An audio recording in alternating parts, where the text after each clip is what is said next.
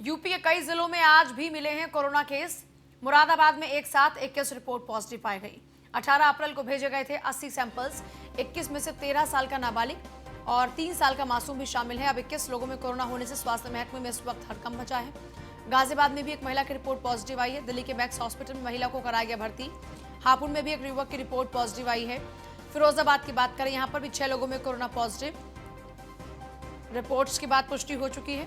बिजनौर में भी एक युवक में कोरोना की पुष्टि हो चुकी है।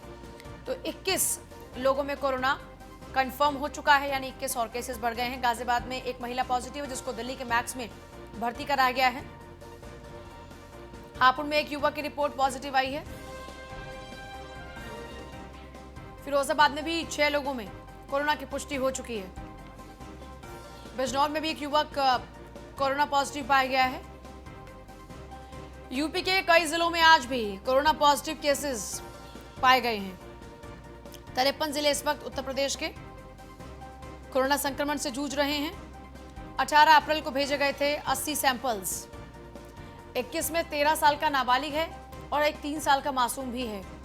अब बच्चों तक भी लगातार कोरोना फैल रहा है और जिस तरह से पैर पसार रहा है कोरोना, ये बहुत ही चिंता का विषय इस वक्त है। और यही वजह है कि अब और सख्ती के साथ में पालन होगा लॉकडाउन का, क्योंकि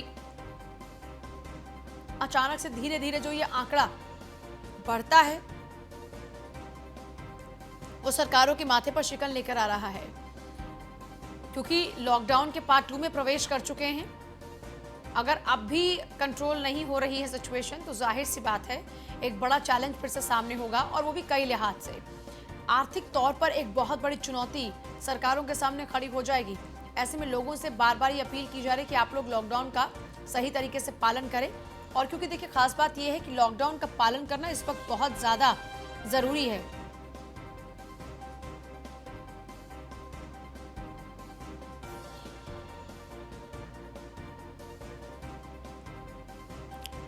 तो दिल्ली के मैक्स हॉस्पिटल में महिला को भर्ती कराया गया है।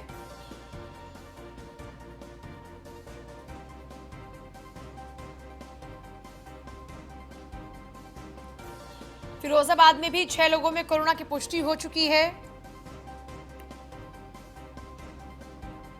और उत्तर प्रदेश में भी आंकड़ा बढ़ा है। एक तरफ जहां देश के अंदर सैकड़ों नए केसेस आने के बाद में चिंता बढ़ गई है, तो वहीं कोरोना के मरीजों की संख्या बढ़कर अब 20,000 के करीब पहुंच चुकी है। 640 अब तक मौत हो चुकी है।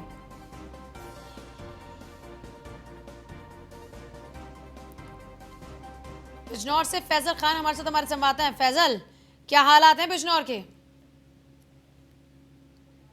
मरीजों की संख्या में इजाफा हो रहा है। ऐसे पुलिस प्रशासन में महकमे में हड़कंप मचा हुआ है। बात करें अगर कल की, तो 25 मरीज थे और एक आज सुबह जैसे रिपोर्ट आती है तो एक मरीज और कराया जाता है, जिससे संख्या 26 हो जाती है। ये व्यक्ति क्वारंटाइन रखा गया था। मुंबई का व्यक्ति बताया जा रहा है, और क्वारंटाइन करने के बाद जब इनकी रिपोर्ट आती है तो ये पॉजिटिव पाया जाता है।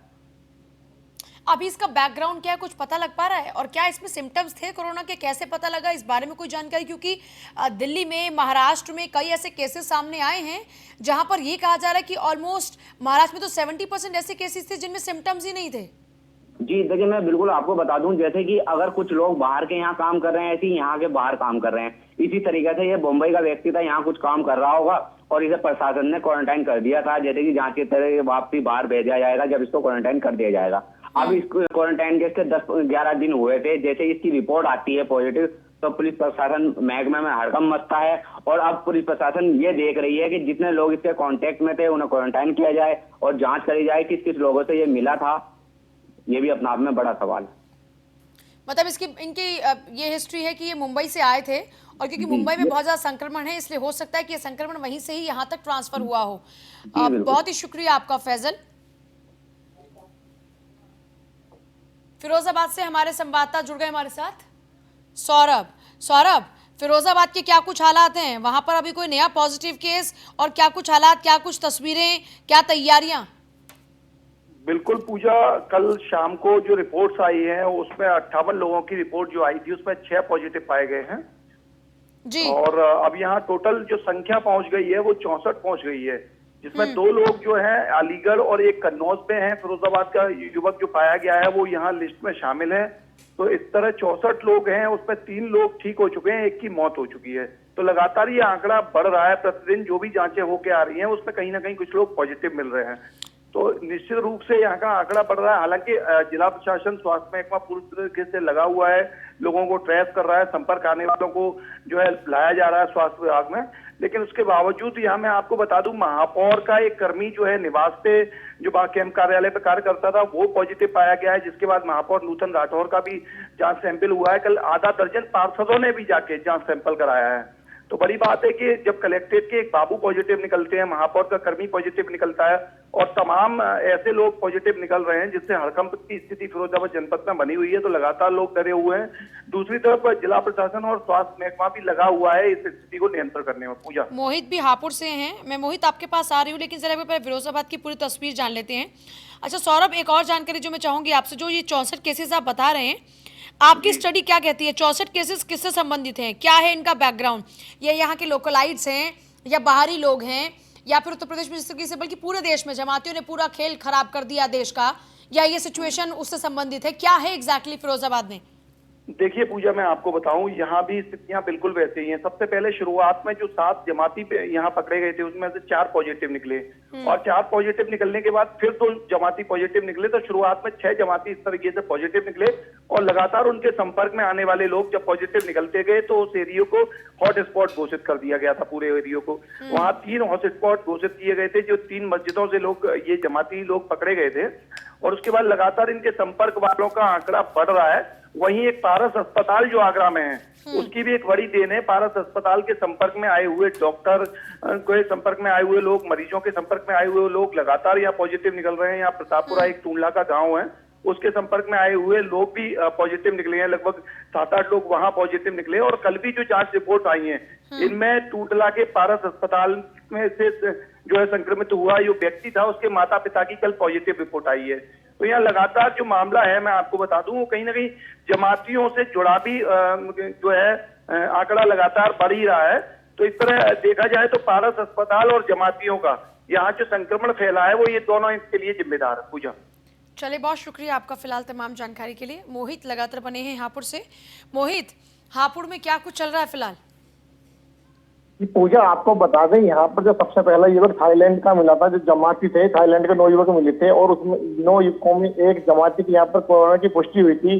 पुष्टि के संदर्भ में आए हुए जो कुछ और जमाती थे, उनको भी यहाँ पर ढूंढकर निकाला गया। जितने भी अब तक यहाँ लोग मिले हैं, सभी लोग जो है जमात से जुड़े हुए हैं। और रात हापुड़ भी का आंकड़ा क्या है फिलहाल, एक बार जरा मोहित वो बताइएगा। हापुड़ का भी करंट स्टेटस क्या है? कितने पॉजिटिव केस हैं हापुड़ में?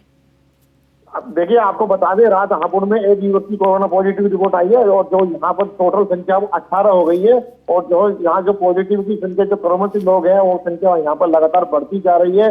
जिसको देखते हुए यहाँ पर जो है पुलिस प्रशासन को और स्वास्थ्य विभाग को भी यहाँ पर कठोर कदम उठाने पड़ेंगे। कठोर कदम उठाने के बाद ही यहाँ पर जो संख्या जो लगातार बढ़ रही है, उसमें कुछ रोकथाम हो सकती है। जी, अच्छा, ये लॉकडाउन का क्या असर है? लॉकडाउन को लोग फॉलो कर रहे हैं या नहीं, या प्रशासन के अधिकारी इसका अनुपालन करा पाने में कितना सफल हैं अभी तक?